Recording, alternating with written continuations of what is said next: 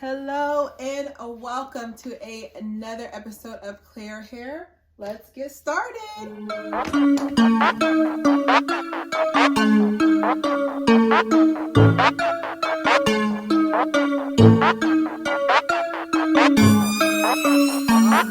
you guys so much. I appreciate all the support I received for my Princess Tiana hair tutorial, which is out, as well as my hair tutorial makeup is out so much. So today I'm just gonna be doing a reaction video to Tiana. Now of course I'm not gonna play the video because of copyright, but I can definitely show some images to bring it along. So the first thing we're gonna talk about, I have my little notes here.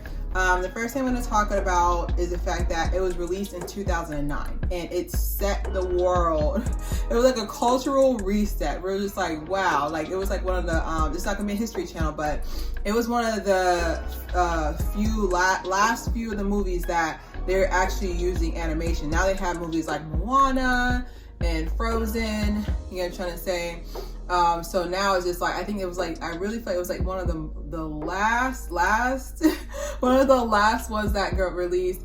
Also as well, the only thing about it is just I feel like it doesn't get the credit that it deserves. You know, the first and only Black princess is for Princess Tiana, and I feel like they didn't get the credit it deserved. But then again, like at the time, I didn't realize it until I looked it up, but Tiana was released a week before Princess and the Frog was released a week before Avatar, and you already know, like, I'm just waiting to turn, you know, 65 to get the second one. But yeah, I can definitely say for sure that I think it was just released at the wrong time. It didn't gross a lot, but I can definitely say cultural reset for sure, that I felt like it was needed. At the time I was an age that I'm not now. So I feel like I was a little girl all over again. Like I remember I rushed to the movie theater to go see it, and I just felt like, you ever have where it's just like, you know, you're an adult, but like the little person in you just like, you know what, this is amazing. I was like, I gotta buy all this Princess Tiana stuff right now. But I can definitely say for sure that it was a representation of me. You know, we have this girl coming in with her, you know, deeply melanated skin, and then she has her natural hair. And I really feel like it was very crucial for her hair to be natural. And I know a lot of people will sit there and be like, oh, well, it was slicked back. I was just like, my hair is slicked back. It's still natural. But I feel like it was very important, and I feel like they definitely hit the mark on that. I feel like the impact on the culture as well. I love the fact that it's not just, you know, little Black girls who love Tiana. Everybody loves Tiana. Like, you know what I'm trying to say? Everybody loves Tiana. I think one of the main things that I liked about her as well was the fact that she didn't take anything from anybody. Like, it wasn't like, okay, well, you know, her friend's rich, so I don't gotta work. Like, she really got on her own. Like, she's like, I'm gonna cook these meals at my that I learned from my parents, and I'm gonna do this on my own. I'm gonna do this there. Like, sometimes, like, I catch myself singing the song, which is copyrighted. I catch myself singing the song almost there. I'm just like, sometimes you feel like you're like on this journey of life, and you're just like, okay, just a little bit more, right? So that's what I was saying. I was just like, it was just such a cultural impact, especially on her hair representation. I can definitely say for sure is, I think someone had asked me, oh, you should be a Disney princess in real life. And I was like, so, little fun fact, to be a Disney princess or a character actor, you have to be between 5'4" and 5'7". I'm 5'10". So I was like, so I'm gonna be over here walking to these little kids, I'm Princess Tiana. They're just like, whoa, like regular kids do. You know what I'm trying to say? I think I was going to it was like a museum with my sister, and like this little kid, like I could say they were like 4 or 5 years old, so this story's real. Cause I hate when people say, yeah, my 16-month-old said what? They said fish and giggled away.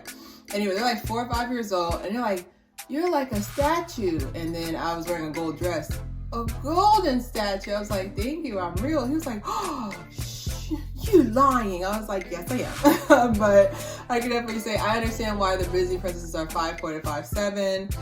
That's another credential, as well as the fact that you have to go through a lot of training. But I can definitely say for sure that I think her representation is perfect. I know there's a lot of criticism about the fact they feel like they only gave her one hairstyle, they didn't give her a lot of different outfits. You know, I made my modern version, and this is like my even more modern version of it.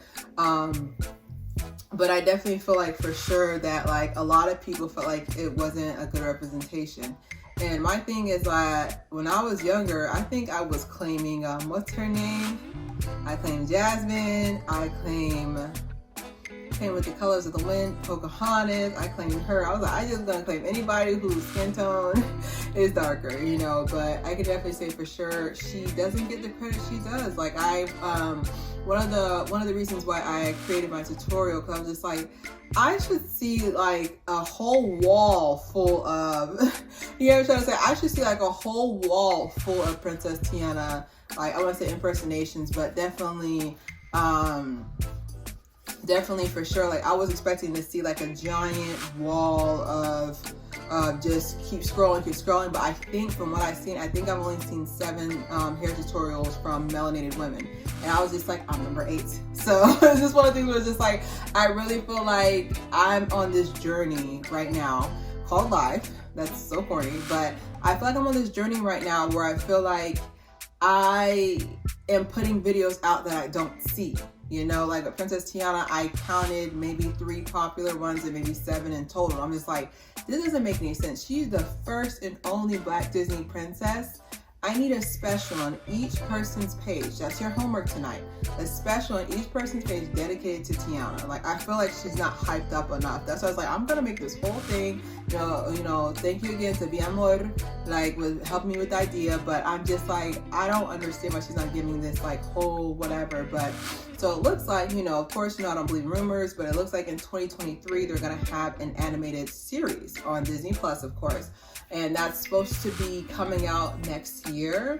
And I was sitting here and I was just like, wow, like, I mean, I would love to continue it. I mean, it's been, next year's probably gonna be 14 years from then, you know, so almost 2 decades, almost a decade and a half from when they did. So I'm excited, you know, maybe they were working on it hard to give it some justice, but I just feel like, I don't describe it, I'm excited to watch it. I mean, there's some art there that I found.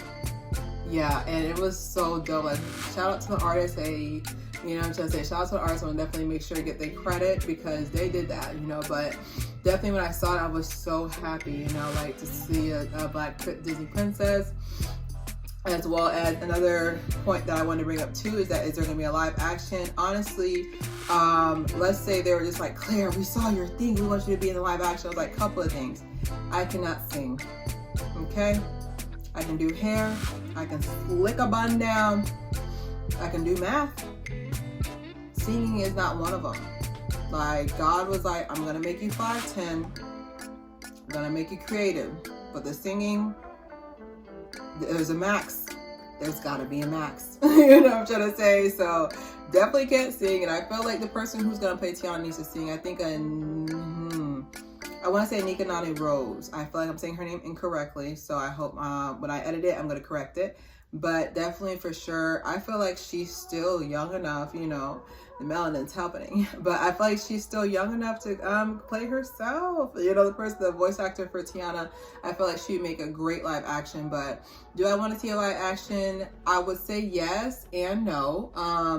I'm kind of on the fence because the live action so far has been A1. Like, I think my favorite live action so far, I want to say Beauty and the Beast has actually been my favorite one live action so far. Beauty and the Beast, Cinderella. I like Cinderella. I like Cinderella a little bit.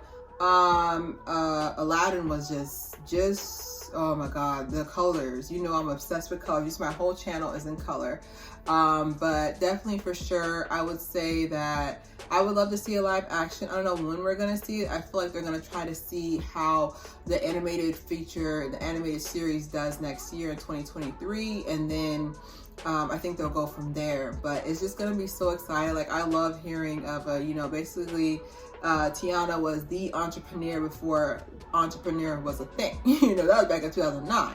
So it's just for her to be able to sit there and say, I'm going to open my own restaurant, whether or not I get money or not, I'm going to say I'm going to hustle and I'm not going to ask anybody. I was just like, Tiana's a millennial. Okay? We don't want nobody's help. but let you know, when we get to the top, we're gonna floss on them. What we gonna do?